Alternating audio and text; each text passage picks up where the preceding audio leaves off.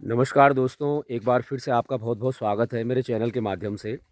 आज दोस्तों मैं आया हूँ केमरपट्टी के बहुत ही प्राचीन और बहुत ही ऊंचाई पर स्थित नारसिंह देवता के मंदिर में। और ऐसी मान्यताएं हैं कि ये बहुत प्राचीन मंदिर है और जो भी भक्त यहाँ आता है और अपनी मनौती लेकर आता है उसकी मनौती अवश्य पूरी होती है। तो चलिए आज के ब्लॉग की हम शुरुआत करते हैं और दिखाते हैं आपको यहाँ मंदिर कहाँ है, कैसा है। तो चलिए दोस्तों, जैसे कि आप देख पा रहे हो यहाँ पे एक विशालकाय पेड़ गिरा हुआ है और इस साल के आपदा में ये पेड़ गिरा। अब इस पेड़ से एक सीढ़ी नुमा रास्ता बनाया हुआ है। तो ये यहाँ पे अवस्थित है नागरजा देवता का मंदिर। ऊपर यहाँ पे जो कुछ परिवार रहते हैं, किसान परिवार, वो अपने कृषि कार्यों में लगे हुए हैं और बकरी पालन, गाय पालन, भैंस पालन इनके मुख्य व्यवसाय हैं और ये सब इनकी खेती है।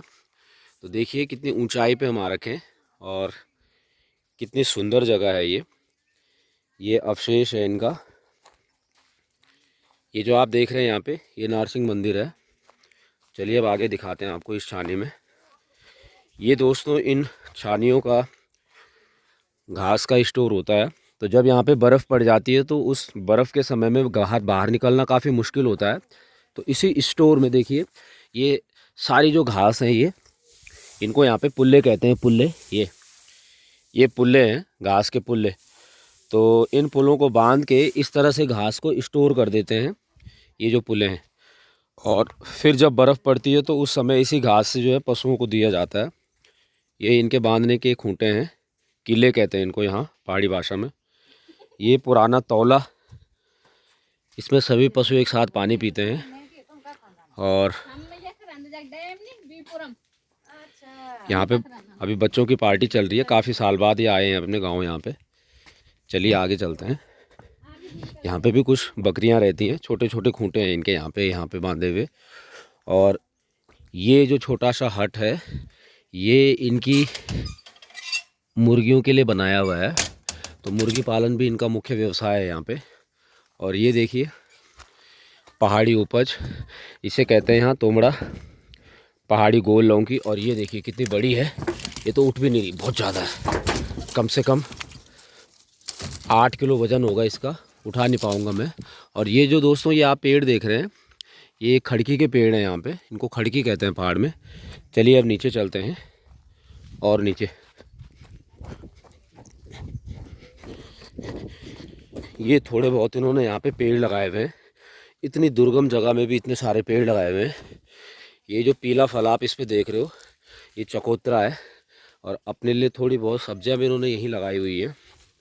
चलिए आगे आपको दिखाते हैं एक प्राकृतिक जलाशय। जी हाँ दोस्तों, ये है, ये प्राकृतिक जलाशय। इसमें यहाँ से ये पानी निकलता है और यहाँ पे ये चरागाह से आने वाले पशु अपना प्यास बुझाते हैं। कुछ कामगार काम पे लगे हुए हैं। अब अगर आऊँ वो सामने, तो दोस्तों ये है हिमालय की श्रृंखला है। ये बहुत दूर है, देखिए वहाँ पे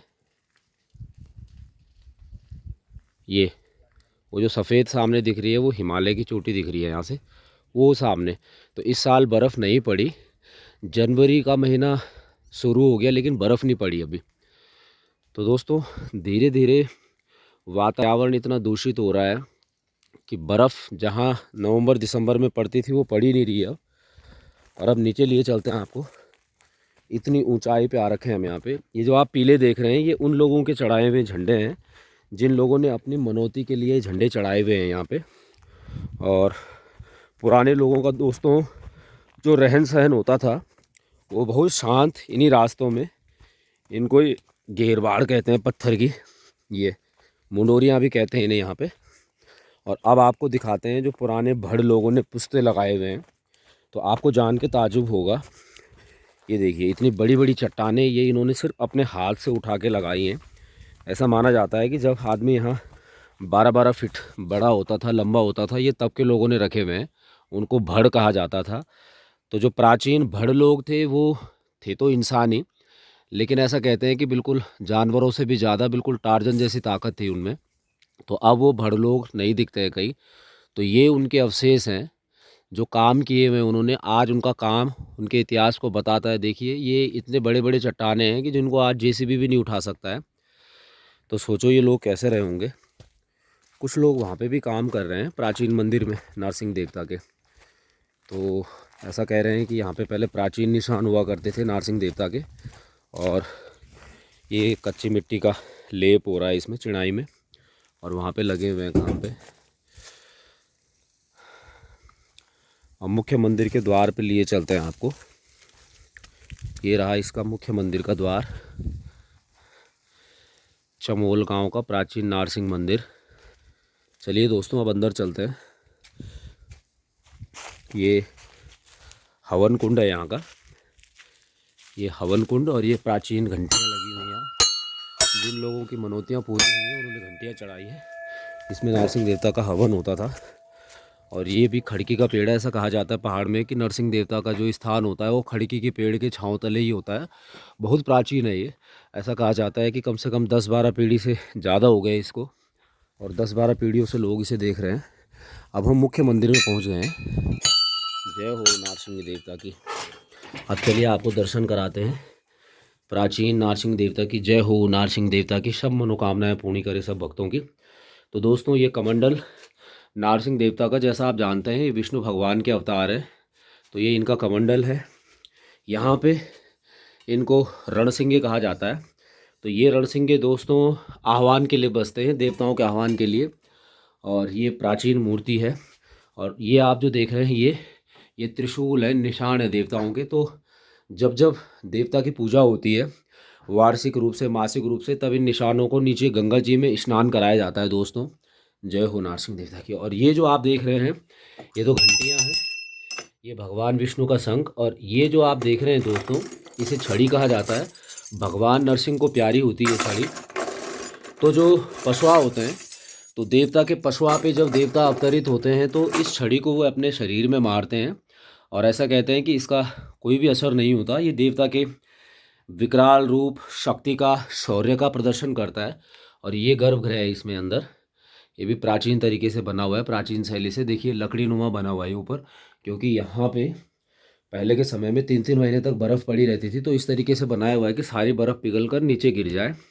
ये भी एक त्रिशूल है। और कमंडल का प्रयोग अब बहुत कम होता है प्राचीन मंदिरों में। ये माँ दुर्गा की मूर्ति है। तो दोस्तों नरसिंह देवता का मंदिर बहुत ही भव्य और दिव्य है।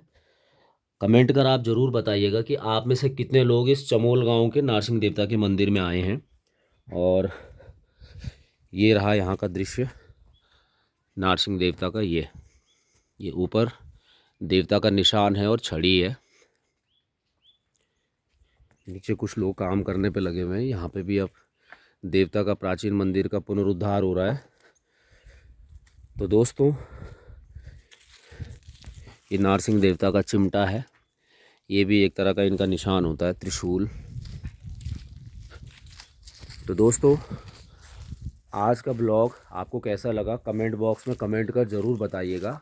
और एक बार मैं आपको ज़रूर कहूँगा कि आपकी अगर कोई भी मनौती है तो इस प्राचीन नरसिंह देवता के मंदिर में ज़रूर आइएगा।